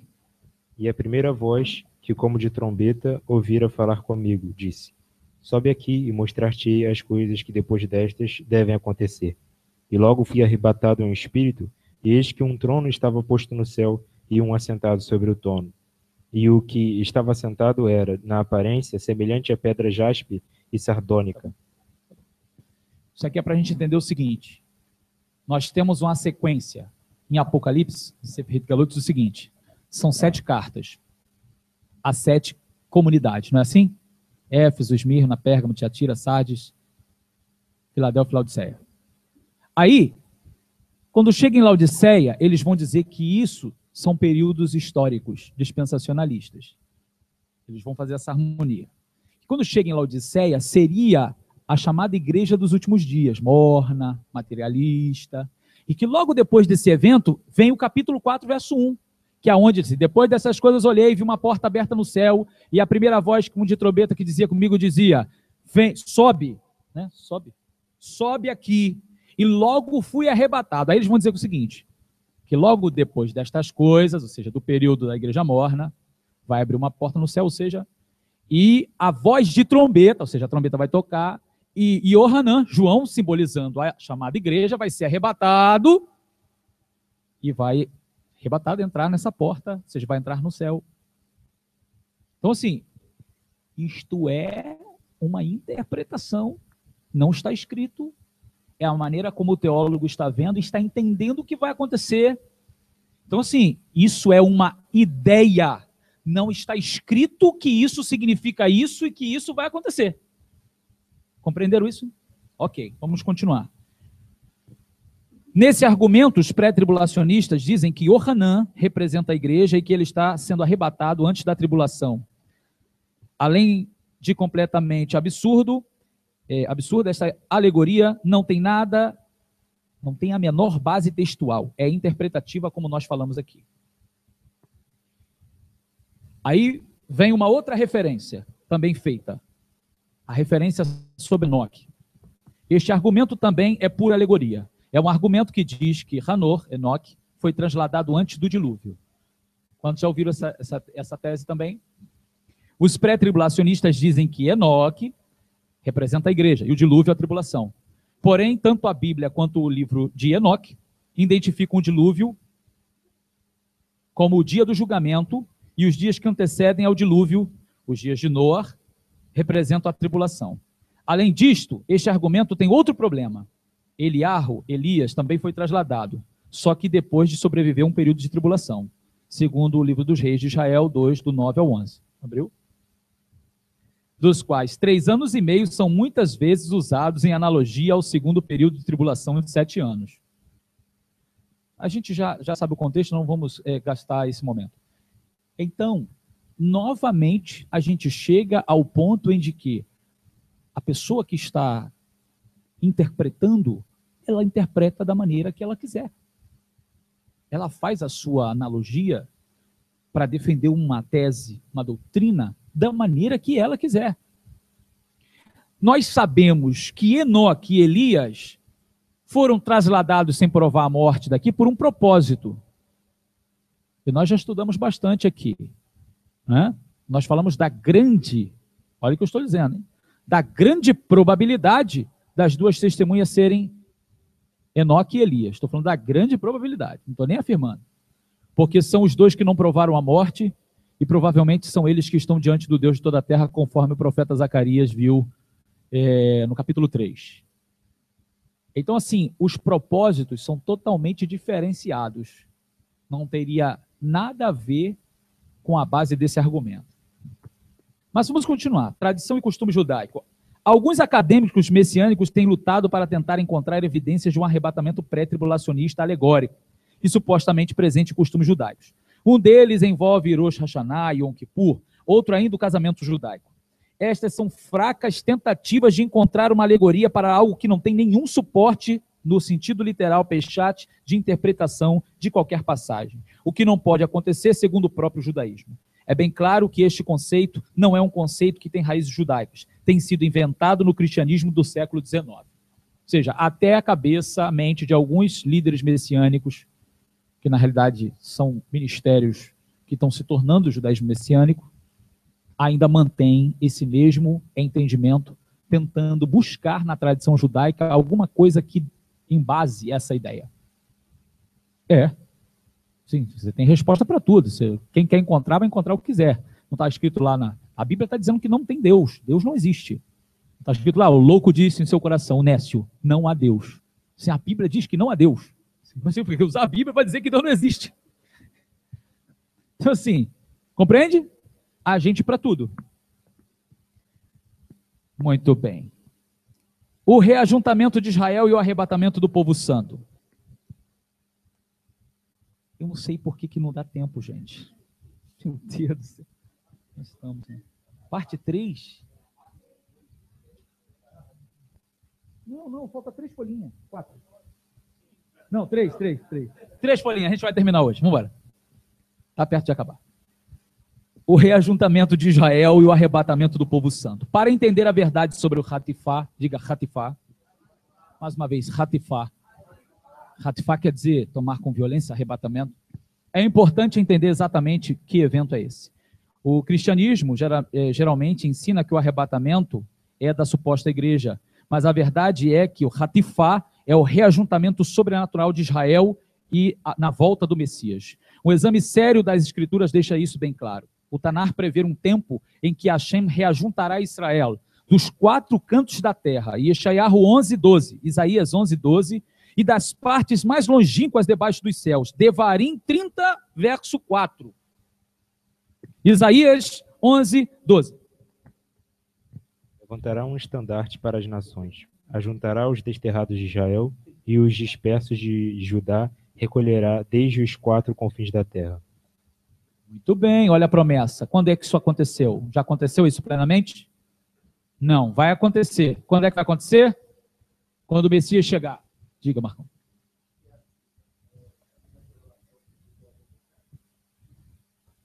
Sim, é o reajuntamento do povo. Isso. É os ossos secos. O reajuntamento do povo. Como depois um exército de cadáveres, só vai voltar o Espírito vir. E o Espírito só entra nesse exército de cadáveres já reajuntado quando o Mashiach chegar, conforme Zacarias 10 ou 11, que vai falar sobre o espírito de súplica derramado sobre a casa de... É o 12 mesmo? 12. Devarim 30, verso 4. Deuteronômio 30, verso 4. E se um dos seus estiver espalhado pela extremidade mais distante dos céus, Adonai, o Deus de vocês, o irá reunir dali mesmo, e irá até lá e o trará de volta. Muito bem. Se algum de vocês estiver disperso, o próprio eterno Deus irá até lá e os trará de volta. Não é assim? Bom, a Torá diz que o Messias os tirará das outras nações, que é o verso 4. A palavra trazer aqui no hebraico significa uma ação de força. O juramento ao povo judeu, a reunião do povo pela mão do Messias, o Targum Yerushalayim interpreta esta passagem como Hashem vos ajuntará pela mão de Eliarro. Isso aqui é um Targum Yerushalayim, é um comentário rabínico. Diz que o Eterno juntará o seu povo pela mão de Eliarro, Hanavi, de Elias o profeta. Então ele vos trará pela mão do rei Messias, Melech HaMashiach. De acordo com os comentários de Rashi, isto significa que eles serão arrastados através do ar pela mão do Messias para a terra. Será este evento o Hatifá, o arrebatamento? Está claro que se harmoniza com o que Rav Shaul está dizendo. Eles serão arrastados pela mão através do ar.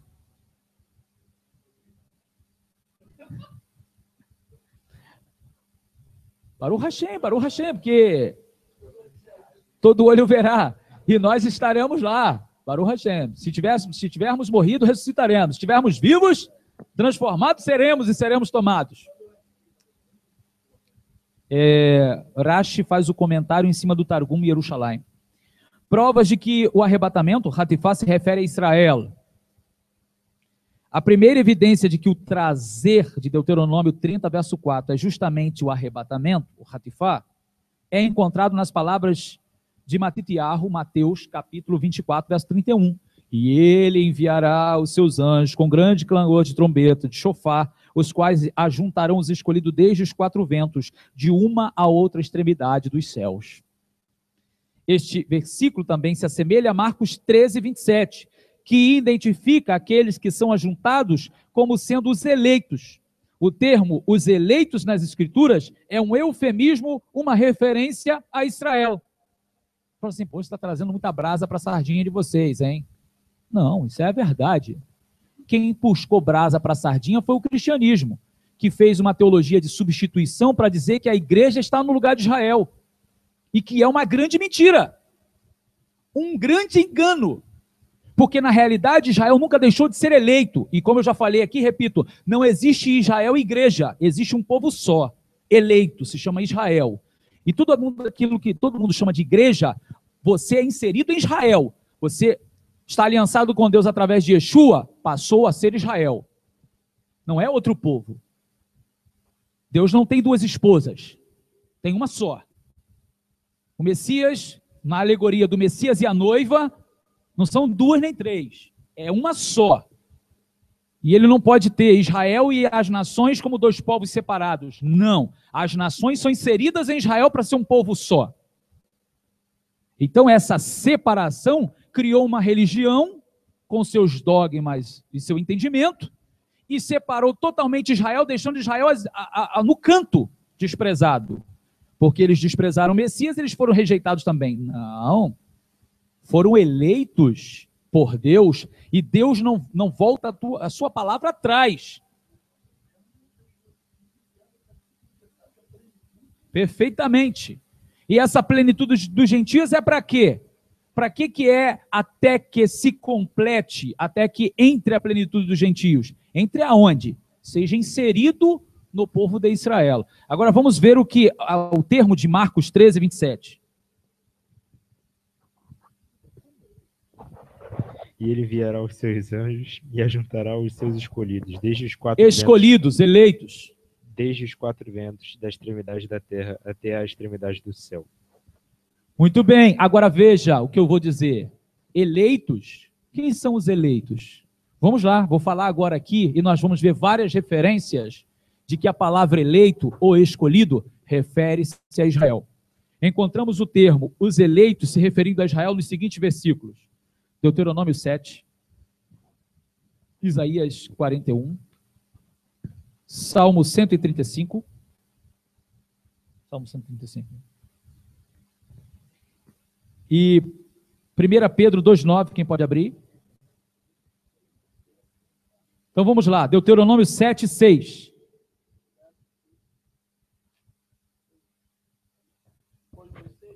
Vai. Pois vocês são um povo separado para Adonai, seu Deus. Adonai, seu Deus, escolheu dentre todos os povos da face da terra para ser seu tesouro escolhido. Escolheu, né? 10, 15.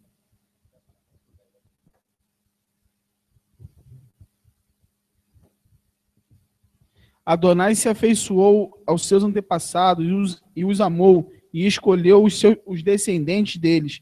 Vocês, dentre todos os povos, como ele faz ainda hoje. Portanto, circuncidem o prepúcio do seu coração. Ué, não é da carne, não? E não sejam mais teimosos. Ok, agora o 14, verso 2. Pois vocês são um povo consagrado a Adonai, seu Deus. Adonai, seu Deus, os escolheu para serem seu tesouro particular dentre todos os povos da face da terra. Muito bem. Deus muda de palavra? Ele é homem para fazer isso? Não. Então, Isaías 41, verso 8, 9. Mas tu, ó Israel, servo meu, tu, Jacó, a quem elegi, descendente de Abraão, meu amigo, tu, a quem tomei das extremidades da terra, e chamei dos seus cantos mais remotos, e a quem disse, tu és o meu servo, eu te escolhi e não te rejeitei. Capítulo 42, verso 1. Eis que o meu servo, a quem sustenho, o meu escolhido, em quem a minha alma se compraz, pus sobre ele meu espírito, e ele promulgará o direito para os gentios. Capítulo 43, verso 2. Quando passares pelas águas, eu serei contigo. Quando pelos rios, eles não te submergirão. Quando passares pelo fogo, não te queimarás, nem a chama arderá em ti. Porque eu sou o eterno teu Deus, o Santo de Israel, o teu Salvador.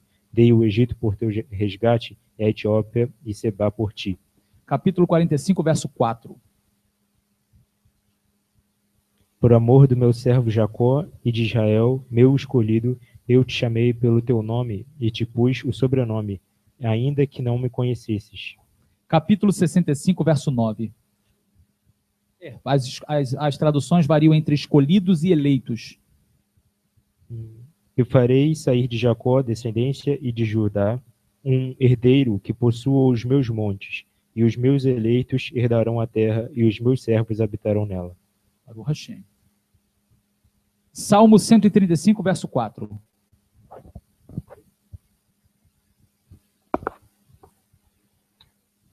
Pois o Eterno escolheu Jacó para si mesmo, e Israel como seu tesouro pessoal. Ok. Tesouro pessoal. Agora, a segunda carta de Kefa, a primeira carta de Kefa, capítulo 2, verso 9. Vocês, Israel, porém são o povo escolhido, os Kohanim do rei, a nação santa, o povo pertencente a Deus. Por quê? Para louvar aquele que os chamou das trevas para a sua maravilhosa luz. Baruch Hashem.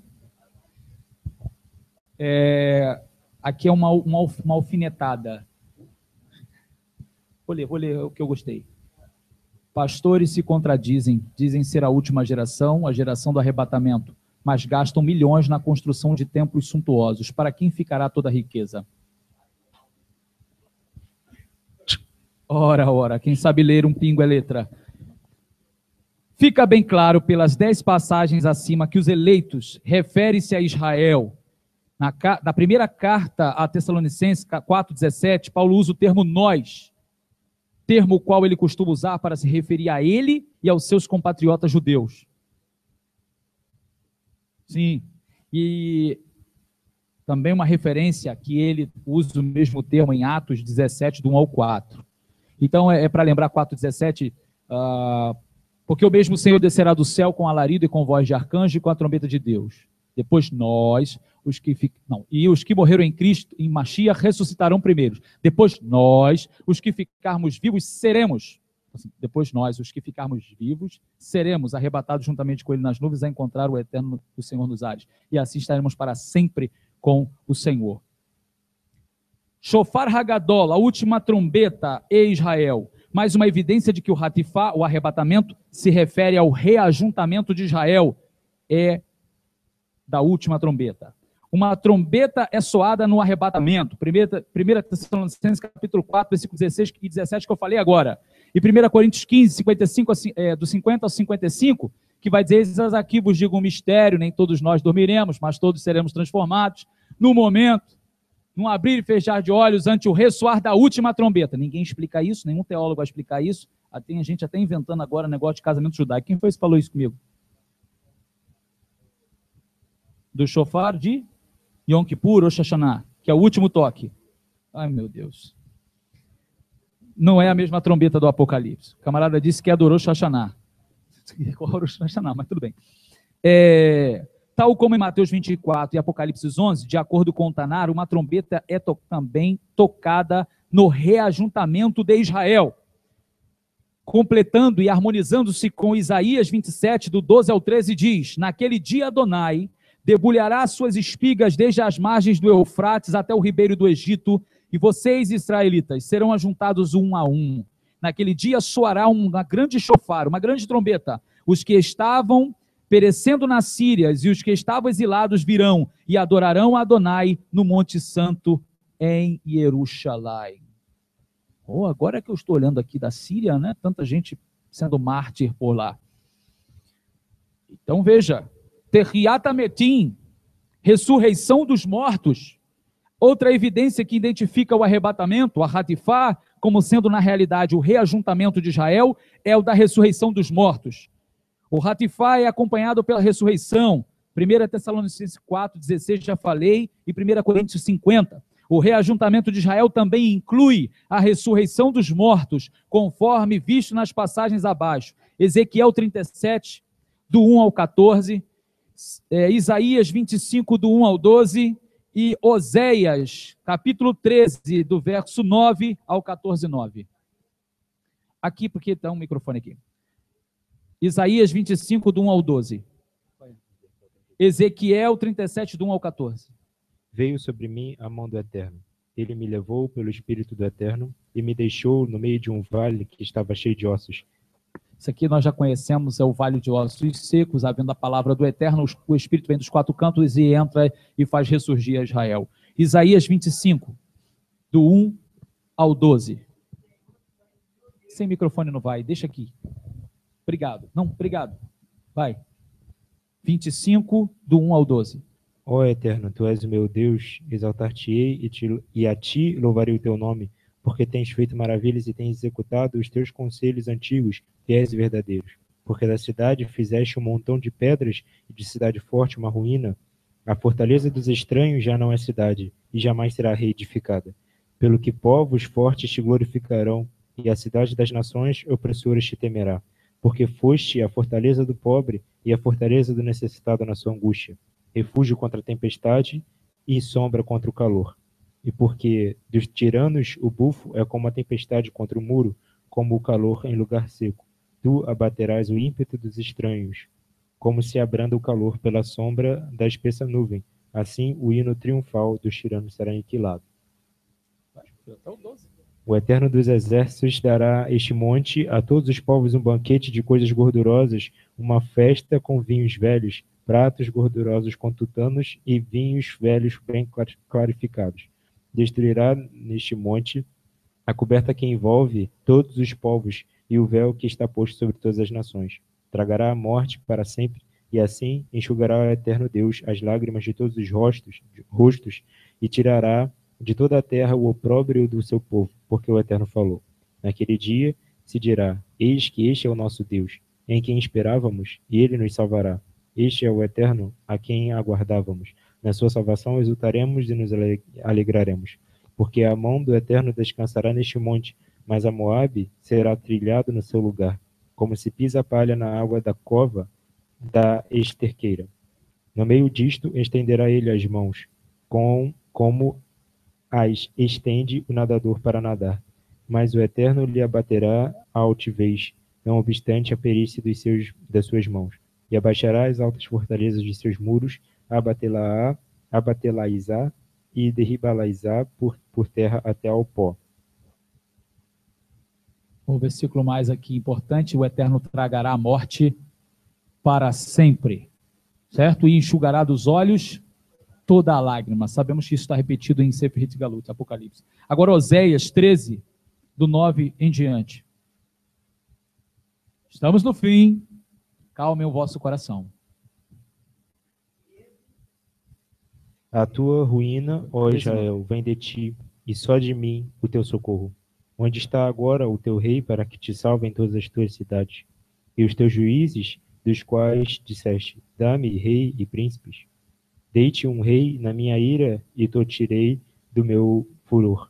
As iniquidades de Efraim estão atadas juntas, o seu pecado está armazenado. Dores de parturiente lhe virão. Ele é filho insensato, porque é tempo, e não saí à luz, ao abrir-se da madre. Eu os remirei do poder do inferno e os resgatarei da morte.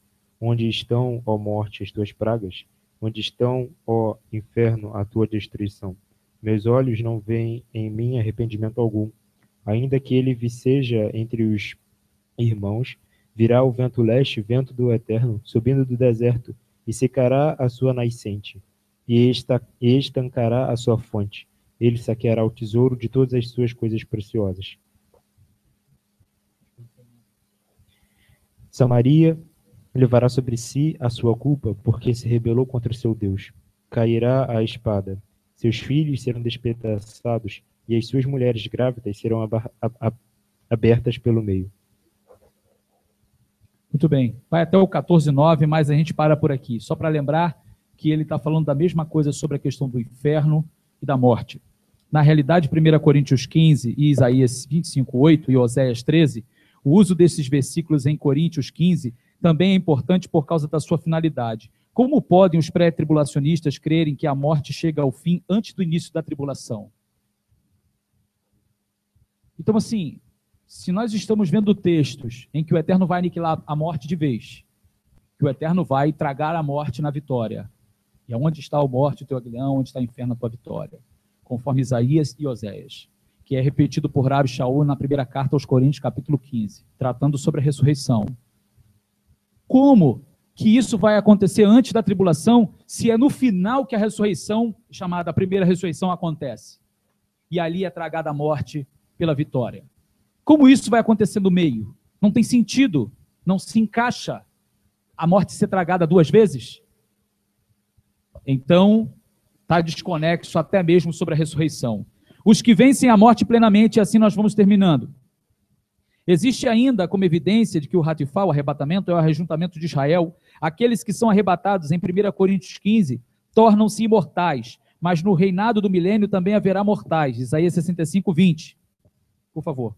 Se a chamada igreja arrebatada em 1 Coríntios 15, 53 se torna imortal, então quem são os mortais de Isaías 65:20?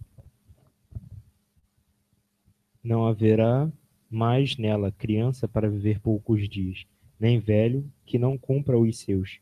Porque morrer aos 100 anos é morrer ainda jovem, e quem pecar só aos 100 anos será amaldiçoado. Muito bem. Nós estamos falando de um povo que vai reinar 1000 anos e quem morre de 100 vai ser considerado novinho. Não é?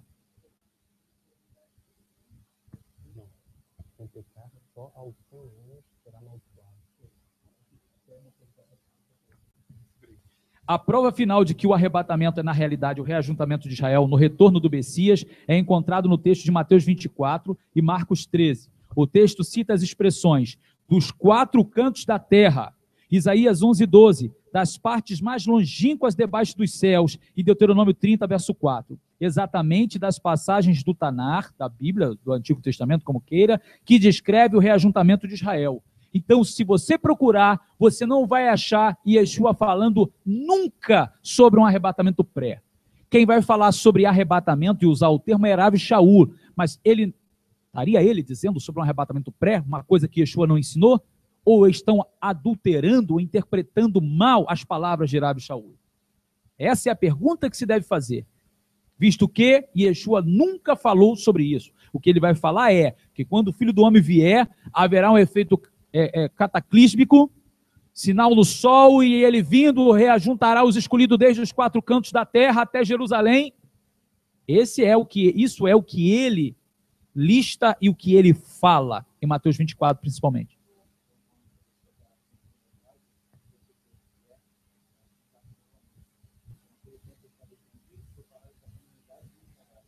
Então, por favor, isso daí vai ser bom. Para todos ouvirem aqui, prestem atenção. Efésios 2:12, que naquele tempo estáveis sem Messias, separados da comunidade de Israel, e estranho às alianças da promessa, não tendo esperança e sem Deus no mundo. Estavam separados da comunidade de Israel. E agora? João Ferreira de Almeida, traduzindo. E antes estavam afastados da comunidade de Israel. E agora? que recebeu o Messias, que está junto vivendo a palavra, é outro povo? É igreja? Israel está agora fora? Então, o que quer dizer ser aproximado de Israel? Nós falamos da oliveira, que esse conceito de arrebatamento não encaixa, porque a oliveira verdadeira, que obviamente continua com a interpretação errada, de que a oliveira verdadeira é Yeshua, não é. A oliveira verdadeira é Israel. E aí os gentios foram quebrados lá do zambujeiro bravo, e os galhos dele foram colocados, enxertados na boa oliveira, que é Israel, cujos galhos naturais, alguns foram quebrados, não todos. Aí o galho que era de uma outra planta, de uma outra árvore, foi enxertado na boa oliveira, que é Israel. Então ele passou a ser o quê? Ok. Então agora vai vir um arrebatamento. Aí o agricultor vem, quebra os galhos de novo, leva os galhos e deixa a oliveira. Não tem sentido isso. Se foi enxertado na boa oliveira, esse é o problema. Porque a leitura do texto, vão comparar a boa oliveira ao Messias, enquanto não está escrito isso. O que está escrito é que a boa oliveira é Israel. Então, se uma vez que leem a boa oliveira como Yeshua, vai dizer que está enxertado em Yeshua. Então, ele agora pode ser levado. Mas o que está escrito lá é que a boa oliveira é Israel. Aí agora não tem para onde ir. Não vai ter como correr. Porque o agricultor não vai vir pegar os galhos e deixar a oliveira para lá.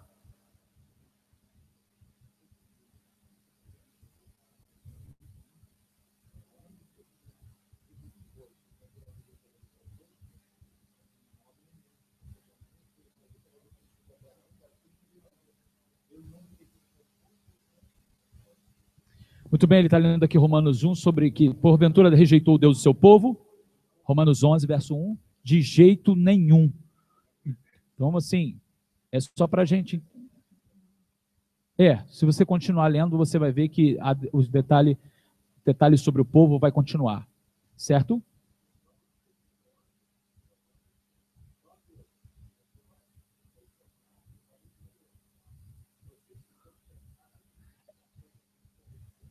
É verdade. Se Deus não poupou os ramos naturais, tema para que você também não seja poupado, né? Isso, para aqueles que foram enxertados, não se gloriar contra os ramos naturais. Considerar a severidade e a bondade de Deus. A severidade para com aqueles que foram quebrados e a bondade para com aqueles que foram enxertados. A seiva. O que mantém a oliveira é a seiva, e a seiva é a Torá, Uruah HaKodesh, não é? Baruch Hashem. Agora, para terminarmos mesmo, tá? São os últimos versos. O que então acontecerá? Aqui está um resumo cronológico dos eventos descritos nesse artigo. Bom, é muita referência, nós não vamos ler isso tudo, mas depois, quem quiser, eu posso dar essa folhinha com todas as referências. Está no site. Sim. Imediatamente após a tribulação, o Messias aparecerá no céu. Então está aqui Mateus 24, Marcos 13, Daniel 7, Mateus 24, 29 ao 31, 2 Tessalonicenses 4, 16 a 17. Haverá o toque da trombeta final. Apocalipse 8, Apocalipse 11, Mateus 24, Isaías 27, 1 Tessalonicenses 4 e 1 Coríntios 15. Haverá ressurreição, 1 Coríntios 15, 1 Tessalonicenses 4, Apocalipse 20, Isaías 25, Oséias 13 e Ezequiel 37. Haverá o reajuntamento do Messias nos céus, junto ao seu povo, Mateus 24, Marcos 13, 2 Tessalonicenses 2, 1 Tessalonicenses 4. Logo após isto, o Messias irá em direção à terra prometida com muitos dos seus santos. Judas 1, do 14 ao 15, 1 Tessalonicenses 13, Apocalipse 19, Zacarias 14. Depois disso, é estabelecido o grande Shabat, conhecido como o grande milênio. Apocalipse 20. Conclusão. Assim entendemos com toda clareza que o chamado arrebatamento, Hatifá, não pode se dar antes do período da aflição de Jacó. Não pode se dar antes. Compreende, que é a chamada grande tribulação, Saragdolá. Compreendemos que não existe dois povos, Israel e igreja. Jamais, nunca houve isso. Isso é uma mentira desde lá de Constantino em diante. Há um só povo, o povo eleito. o povo de Israel, que é composto de judeus de sangue e de homens e mulheres de todos os povos, tribos, línguas e nações da terra, aliançados com Deus através de Yeshua, o Messias, e que num só momento serão recolhidos pelo Messias nos ares, sobre o monte em Jerusalém, em Jerusalém, no fim da Tzará Guidolá, da grande tribulação. Preparemos-nos para este dia. O estudo, na realidade, eu fiz uma adaptação, obviamente, mudei os termos, acrescentei algumas coisas, mas ele foi feito por Dr. James S. Trim. E eu fiz uma revisão inserindo os termos e acrescentando algumas coisas mais. Então, está aqui os créditos, obviamente, e não foi tudo eu que formulei, mas isso é urgente. Eu volto a dizer, isso é urgente. Isso é muito importante. Porque há multidões de pessoas esperando uma coisa que não vai acontecer agora. Arrebatamento vai acontecer, só lá no final. E as pessoas não estão preparadas. Vamos dizer assim, se o arrebatamento fosse agora, maravilha. Mas e se não for? Você está preparado para entrar no período de aflição? Tem que estar. Você tem que estar porque Deus não te iludiu. O Messias de Israel não te iludiu. Ele falou tudo o que vai acontecer e como importa padecermos por seu nome, através do nosso testemunho. Agora, existe uma multidão de pessoas crendo numa coisa, ok, a intenção é de fugir dessas coisas, mas isso não vai acontecer. Não vai acontecer, e essa multidão de gente que aguarda uma coisa que não vai acontecer, grande probabilidade de se apostatar da sua fé. Da decepção ser tão grande, e a ferida na alma ser tão grande, dessas pessoas se afastarem das coisas espirituais. Então é como nós vimos, para quem não viu a primeira parte do estudo, ao qual nós abordamos outras referências, outras partes, dos servos que estão sempre, toda vez que o Senhor chega sempre depois do horário, nunca antes, nunca no horário, o Senhor sempre chega depois do momento que estão esperando. Então que nós possamos ter a nossa vida preparada na presença de Deus. Isso, na realidade, não significa que Deus está nos abandonando no meio do caos. Pelo contrário, a promessa de que nós seremos preservados, principalmente a nossa vida espiritual. Que o Eterno nos ajude, nos guarde, e que tenha a audácia do Ruach HaKodesh, do Espírito de Deus, para falar, para contra-argumentar, porque a verdade nós devemos falar. Tem muita gente que não vai concordar, tem muita gente que vai concordar e vai entender. Porque não é simplesmente um argumento meu, é um argumento coerente com o que a Torá diz, com o que os profetas dizem, com o que os escritos dizem, com o que a Brit Hadashah diz. E é lamentável como muitas pessoas divulgam aquilo que foi criado no século XIX. Foi o produto da mente de uma menina de 15 anos. Talvez ela estava desejando muito ser arrebatada e sonhou. Agora, o sonho de uma pessoa não quer dizer que isso é a verdade que a gente vai estabelecer como doutrina. Se ela sonhou que as pessoas estavam sendo arrebatadas, né, de tribulação, avião caindo, carro batendo. Não, sim, mas aquilo que você deseja é propício você sonhar. O que você deseja. Mas isso não quer dizer que Deus esteja falando com você. Sim. Então, sim, verdade. Isso é clássico. Toda revelação tem que passar pelo crivo das Escrituras. Senão aqui cada um vai criar um movimento. E se seu irmão tiver um sonho, o outro tem outro. Mas é justamente o que eu estou falando. Então, assim, a gente precisa ser criterioso com o que a Torá diz, os profetas dizem. E mais importante, a harmonia que existe com as palavras de Yeshua, dos Talmidim e os profetas. É maravilhoso quando a gente olha Kefa falando uma coisa e Isaías falou o mesmo. Quando Rav Shaul fala, a morte será tragada pela vitória. Você olha Isaías falando a mesma coisa e Oséias falando o mesmo. Então, assim, não tem como desarmonizar isso. Então, nós vamos terminando aqui, o nosso horário já foi. Eu ainda vou vencer esse negócio, a gente vai harmonizar esse tempo. E vamos a um pequeno intervalo agora e depois nós voltamos com a Arvit e a finalização do nosso serviço de Shabbat. Baruch Hashem.